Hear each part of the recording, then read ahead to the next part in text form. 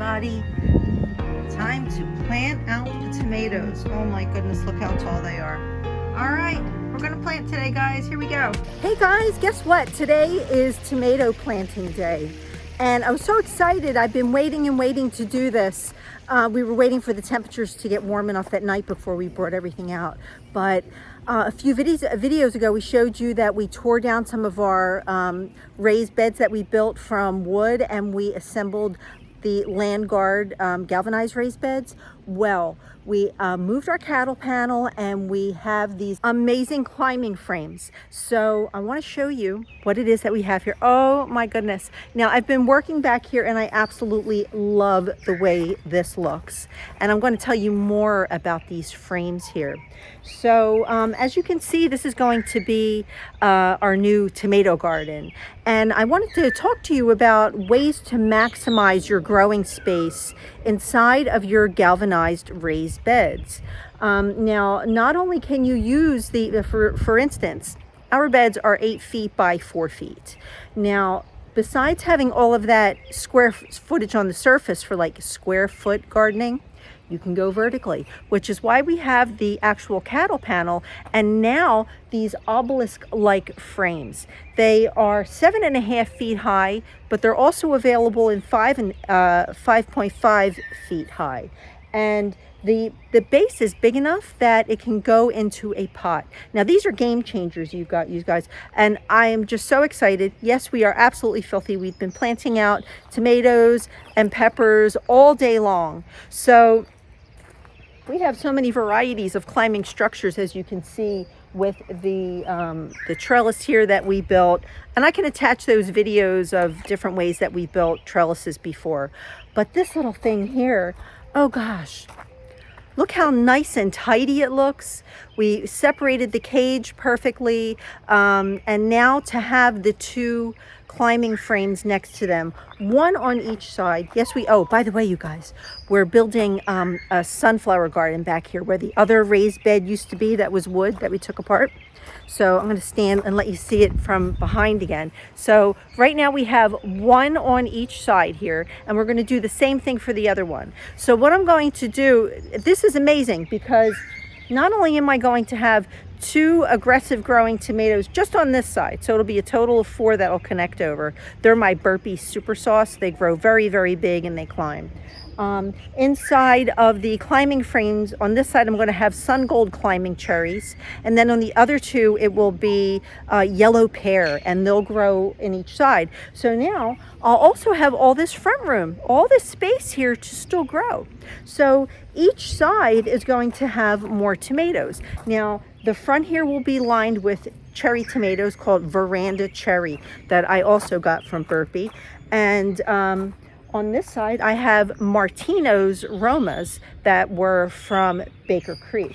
So there's plenty of room for me to add their own smaller cages because they're not very big. They're a small bush determinate tomato. And then I'll have plenty of room on the sides here still to plant basil, and some marigolds and calendula, things that will deter pests. So you can see where the black pot is? That's an example of still how much room we're going to have. So what I want to do is I want to show you the size of the box, because this comes 2 frames. They're light as a feather. They come in a box delivered to your front door. They're easy enough for anyone to lift and handle. They literally go together in 5 minutes. So we're going to unbox our next set for you, and we're going to put one together, and then we're going to show you how quick and easy it can be assembled and put right into the soil. So this is the size of the box, you guys. It's very, very lightweight. And again, for this size, there's 2 7.5 foot tall frames that will get assembled, and very, very easy. It's all put together from parts. It's a very easy inventory. So you can see this is what will come to your front door. So let's see what's in the box. All right. I literally assembled one of these a few moments ago all by myself. This requires no tools also, you guys, no tools. So here you can see how simple it is. Here's all your parts inventory.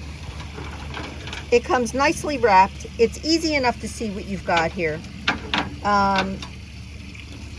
And they even show how it would go inside of the galvanized beds. So it's only one-sided because it's that simple. So you can see all of your sections are wrapped. When all of these parts here get snapped together, it represents one ring. And each page is going to have 5 rings. So here's our inventory. Very, very simple. Here's all the posts that will hold together. These are the guys that are going to go on the bottom, and you'll see them specifically labeled because that has the spokes that go in the ground. These are your center pieces, and then there is a top. There's your finial. So we're going to snap all of this together and show you how easy it is. Now we have another one that we were already working on where we took all the inventory out and laid it together. So go ahead, Farmer John, why don't you just start putting it together so everybody can see how easy it is. Now something I will say, listen you guys, snaps together. If it doesn't snap together because of the nature of the plastic, I had one, now if it doesn't snap, it'll still go in, it should be rigid. But I had one where it just didn't really want to slip in tight enough for my liking. There you go, it's going together nice for Farmer John. My hands are getting older, so if it doesn't go together, I just put it on the floor and I just gently put my foot on it on the 2 grooves. So if you have a section there that won't snap together, you can pretend I just like went and gently put my foot on the 2 seams and it all snapped together. So that's how quick that goes. All right guys, so this is really, really simple. I'm just going to take a ring here and I'm going to take the metal part and put it in. You'll feel it go into place. It's really not very hard. Anybody can do this. So there's our first section, and I'm going to bend down and pick up another ring, and I'm going to put that on top. Anybody can do this. It doesn't matter how old you are. It doesn't matter. It's weightless. And even if it takes you 10 minutes to do one and not 5 minutes, there's no pressure. You should just enjoy it. Okay, so those pieces are in. Now we're going to take, this is the foot. This is the part that's going to get driven down into the soil, okay? So we're going to take this. We're turning it upside down, remember, because those metal poles are at the bottom here. So this section here matches into that. And you're just going to push it together. It's not hard at all. These pieces fit together nicely. Again, they're meant to be assembled with no tools.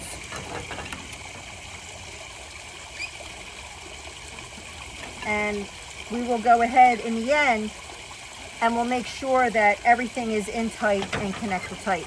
But as you start to put the different sections together and you start pressing everything together, you'll feel how it just goes together more nicely. So I'm going to put that down on its feet so you can, there you go. It's already getting started. Now we're going to take another section, 4 more of the post with the metal part. It's going to go down. This is how it's connecting to each other. It's very, very simple. Now I really like this. We've already put together 4 of them and it went very, very rapidly. Honestly, with all of the things that we have bought to create tomato cages, cucumber cages, you can use this for either one of those. You could use it for sweet peas, pole beans, anything that climbs, anything that needs support. I mean, you could really even put sunflowers in here if you needed a support for a tall set of sunflowers. Reach over and grab the next set. All right. Here's your next section of poles. So this is going to work out to be 5 sections. So we have 5 rings that we put together very, very quickly. And then it'll be a finial on top. You can feel how nicely it goes together.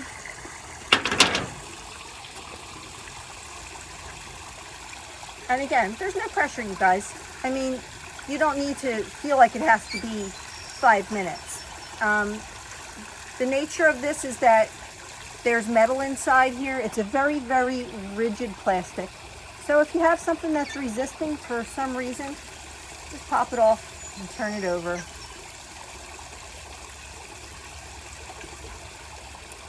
And put each post inside of every hole. And you will get your moments there where it's going to say, okay, nothing's really cooperating for me right now. There we go. All right, so the next set of poles will make sure that this sits more evenly.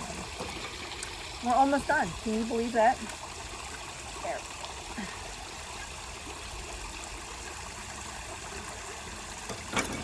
Now, if you are not tall enough to put this together while you're standing up, don't feel pressured to have to get a ladder or something to, you can lay this down and do it on a table sideways, and all the parts go together very, very easily sideways, which I'm about to show you because that's how I like to put the last piece on, is sideways. So I am using these, like I said, to grow cherry tomatoes because we ran out of space.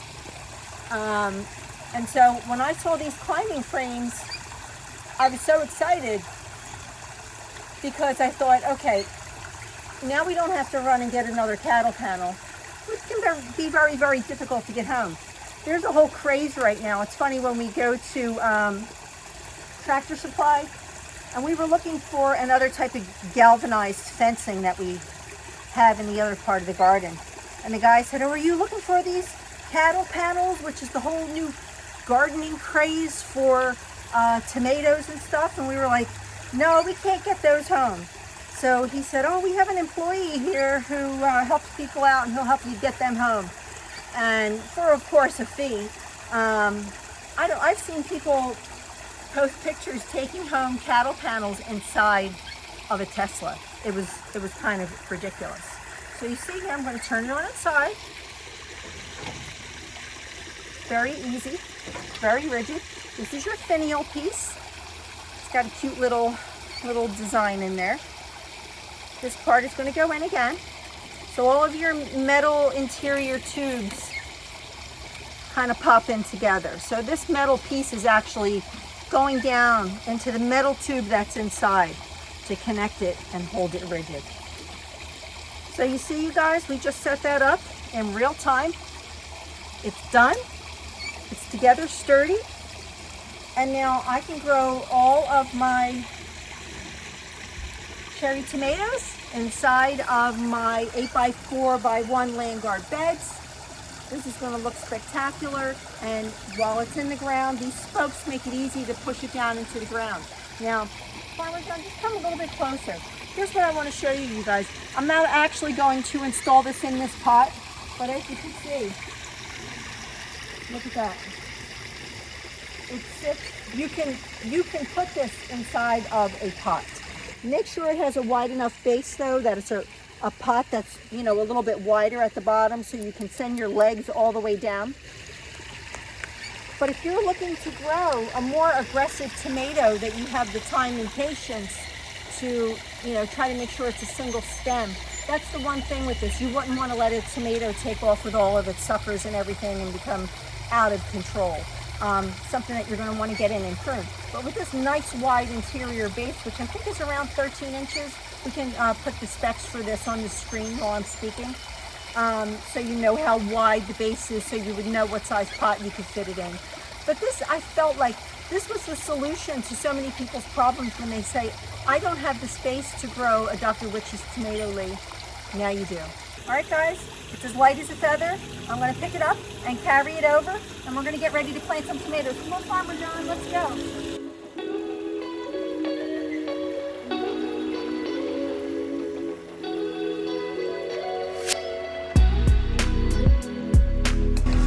You guys, light as a feather.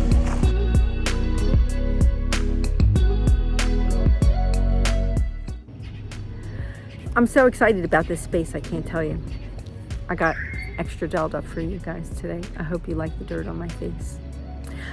What I wanted to show you next is this cool tool, and maybe we're the only people in the world who did not have this, that plant in mass amounts, is this.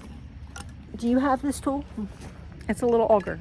Some people don't have it. We didn't. We're the remedial people who get things 8 years later and think that we, you know, it's like, we discovered this. No, we didn't actually. You know, we saw, like, Garden Answer has a much larger auger, which is like 3 or 4 feet long, and it makes it so easy. You don't even need to bend over with that thing. And we just have it on an electric drill. So, but we went ahead, and this was cheap. inexpensive, I should say. And this works great. This saved me hours and hours and hours from digging. So I'm gonna put this into the soil and show you how well this digs a nice deep hole for tomatoes. So let's turn you around and show you we're getting ready to plant some tomatoes, you guys.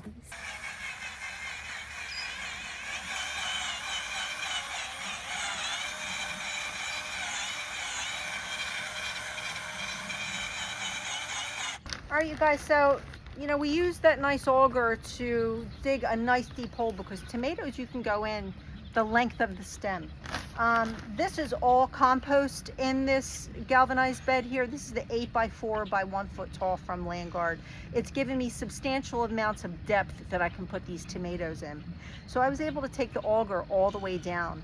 But because this is almost pure compost, there's a little bit of topsoil mixed in. I'm amending these beds just to make sure that they have good soil and aeration. So I'm adding a little bit of sphagnum peat moss. I like these worm castings from Costco. I add that in. This is some slow release tomato and vegetable fertilizer that I just sprinkle on. I like to use blood meal. And again, I'm not giving you measurements, so somebody out there is going to hold me to it. I'm not that person. I'm that person who says, you sprinkle a little bit on the top until it covers the top, and you know that's how much you need. And I also like to use bone meal. Now, there's importance to blood meal and bone meal. The blood meal is going to give you a nitrogen fix. It's going to get you a nice green canopy. And the blood meal is going to help you to build your fruit.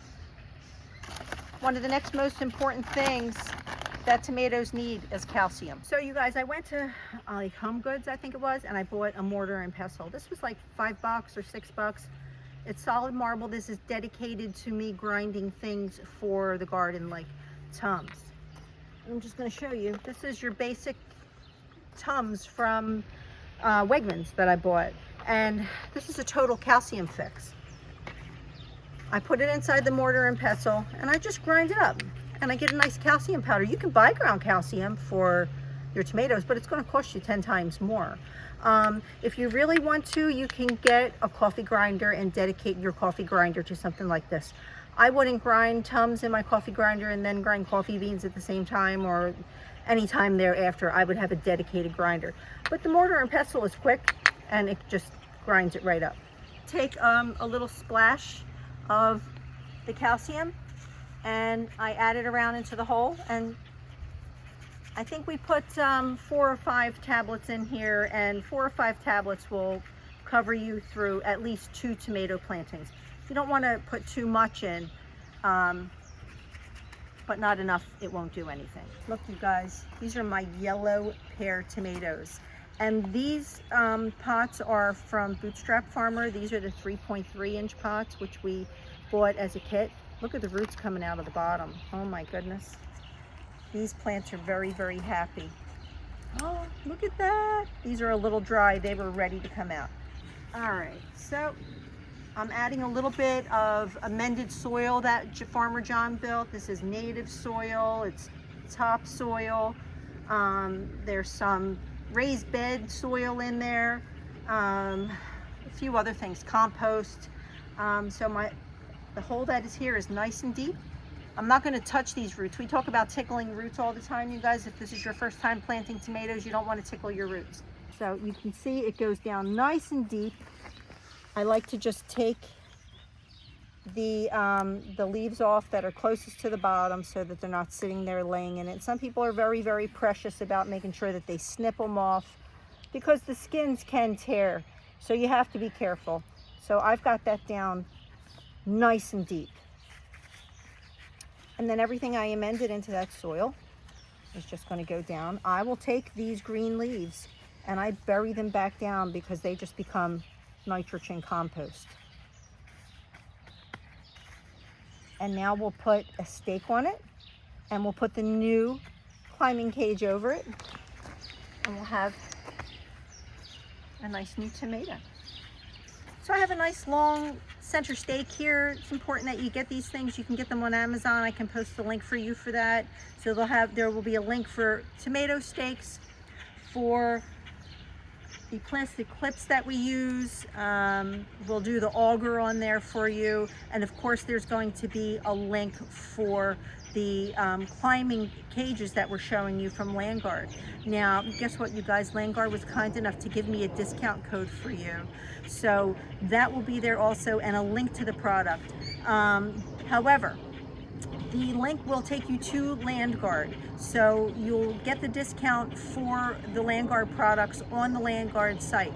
But if you're interested in these beds, we purchased all these guys with our own money from Amazon. So we can post a link for you to our Amazon page for all of the raised beds that we bought that are all Landguard. Or you can take the discount code that we're going to post and you can purchase from Landguard directly. It is totally up to you. So we're going to give you a bunch of accessories that you can find quite easily. We're doing all the work for you. Now, these tomato stakes have a pointy end, and then they have a blunt end. Some of them actually have caps on them that allow you to attach shade cloth to if you need to. So I'm just driving that down next to it so I can feel it go to the bottom. Now, it's nice to have a nice tall stake for something like this, because this is going to get very, very tall, this tomato plant. Now, what is the purpose of having the cage? Well, it's two different things, because everything besides a cattle panel will allow you to clip all the way up. That's the beauty of the cattle panel. A climbing frame is a frame. It's a frame that's going to allow you to get in there and work with it, but you'll want to take something like this and keep clipping it up as far as you can to maintain stability, and it will give you easier access to it so you can prune it up, and the frame will hold everything in place for you real nice. So these just clip together real nicely. Put it across the tomato onto the stake, and that's it. It'll hold it there in case the wind blows. You guys, Farmer John's going to lift that into place and show you how easy it goes. Now, we pre-marked it before we put the tomato in, before we actually planted it, so we could see where we wanted our feet to go. So right there. And then we're just going to line it up, and we're going to put some pressure on it and get it down into the ground. Well, you guys, we've been out here since very early this morning getting everything done, and now I have this wonderful addition with the 4 corners marked for my little cattle panel area. Now, I just want to give you a visual of what it's going to be when the tomatoes are climbing up everything, and there's the arch of tomatoes, and then we have the tall tomatoes coming up in the side here. I have 2 more of these guys. I'm going to use one to plant an extra brandywine yellow tomato I have, and I was so stressed out, but now that I actually have an extra cage here, I'll be able to get it into the ground over on the other side of the main tomato trellis. But what I'm going to do here is I'll be planting the 3 cherry tomatoes in the front. I'll be planting marigolds and basil throughout here, and I'm going to replicate that over on this side. Hopefully by next weekend my new sunflower bed will be put in. Otherwise, there won't be any point in sowing sunflower seeds because it will be June. But I digress. So these guys have plenty of space to get their cages, so the next shot that you'll see will be everything planted, and this is a great way to maximize your growing space inside of your galvanized beds here. It's to not only use your surface space for planting, but to grow vertically. Now, Landguard also has beds that they have arches that go over and connect one bed to the other, and then they also have beds that have a single trellis in the back of it that you can plant on. So they have lots and lots of options. So make sure that you look in the description for a discount code for these awesome Landguard climbing trellises.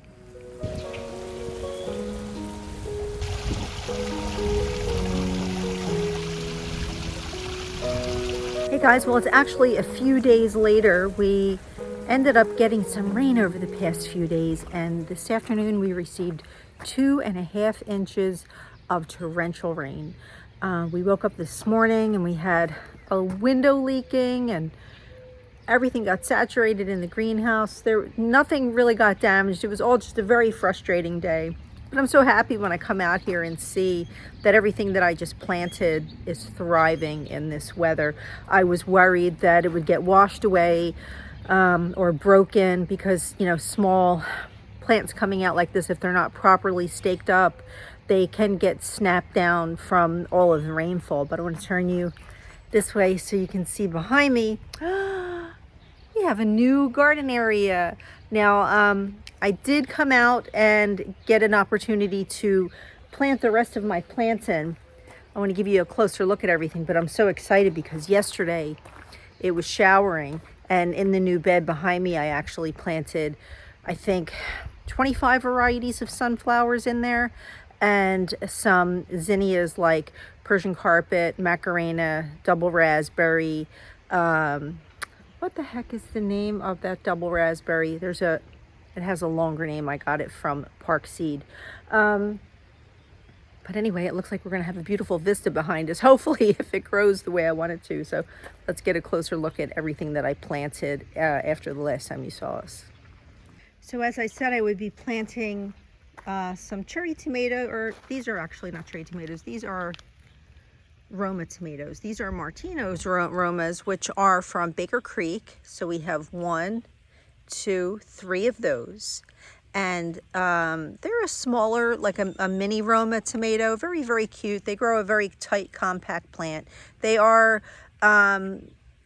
truly determinate tomatoes. So you'll get one big batch and that's it. It gets blighty very, very early and then it's done. So I will put a cage around these guys. I've left myself plenty of room to do so. It won't interfere with the super sauce that are growing in the back there. They are a very leggy tomato. My first year with those. But I've heard from several people that these guys put out tomatoes that are even bigger than Amish paste. So I have 4 of those growing. And then I have a bunch of basil that I've grown from seed. This is Genovese or Genovese. It depends on how you like to say it. This is the strawberry blonde marigold from Park Seed. It turns out that I really like this, and this marigold grows in different shades. It's very, very interesting. I'll show you another one that is a darker rust if it held up in the rain. Very, very pretty. It's not that bright marigold yellow that so many people just seem to not like. So as you can see, here are the yellow pear climbing indeterminate pole cherry tomatoes. Well, they're not cherry tomatoes, they're pear-shaped, yellow pear-shaped tomatoes. So they are clipped to the center pole here because I'll be able to continue clipping them all the way up as they're growing, and they'll probably get suckers almost immediately. You can see in the little armpit area there, and wants to get suckers. So this will grow wild and I'll be able to tie it off with the same type of clip here. Very, very easy. I like these because they don't strangle your tomato. I mean, sometimes you will get tomatoes with a big enough stem that it can get very tight. So if you buy something like this, you do have to keep an eye on it.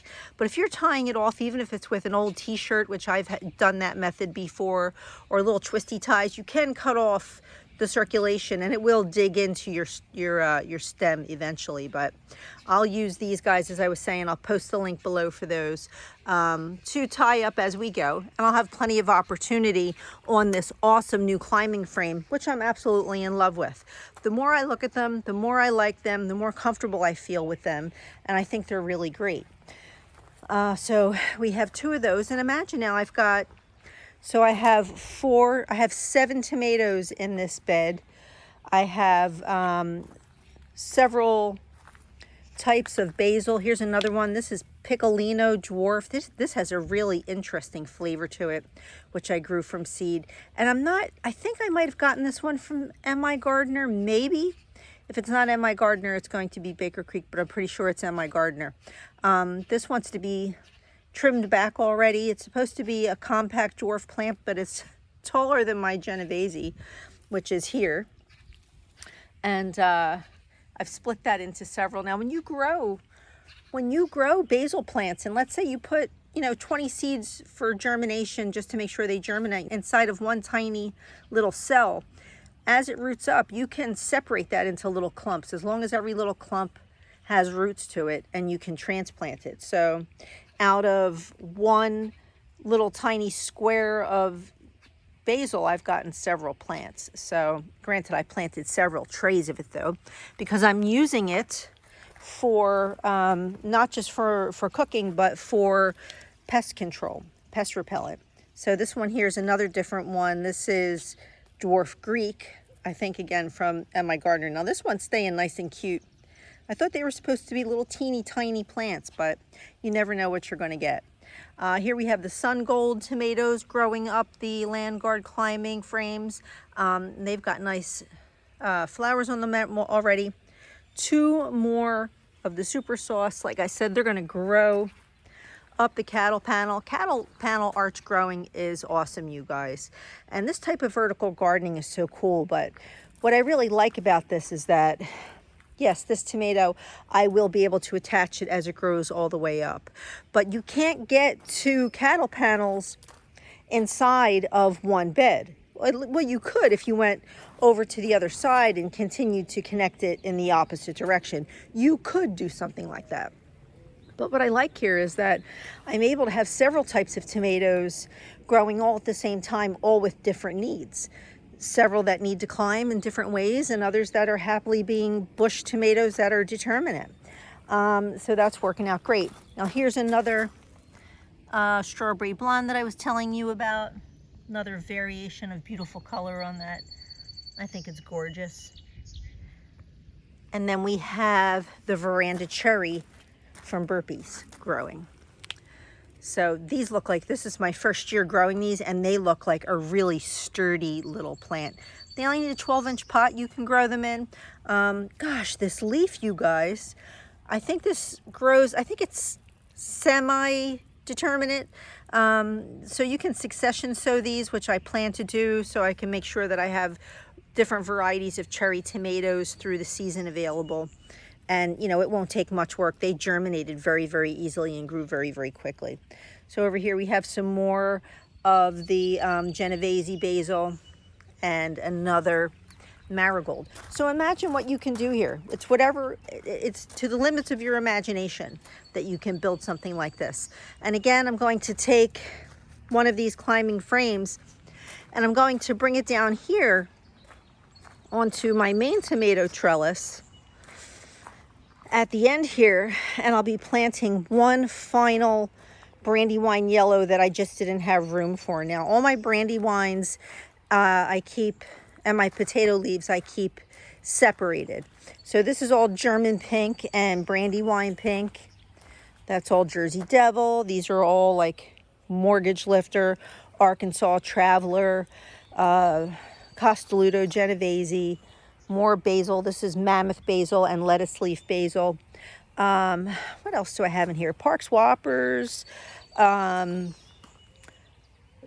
is Amish paste. I know I'm forgetting something. I grew so many varieties. Mortgage Lifter is down there at the end. I planted out all of my peppers yesterday. They're doing really incredible. Look how beautiful and healthy these guys look. So again, I like to really maximize my space even in these DIY raised beds because peppers like to hold hands. And I could have even put these guys a little bit closer together, but they grow big fruit. So I like to give them a little bit of breathing space. And we have Cubanellas, Jimmy Nardellos, Giant Marconis. Now over here I added a bed. Well, I didn't add a bed, but I changed what I normally plant.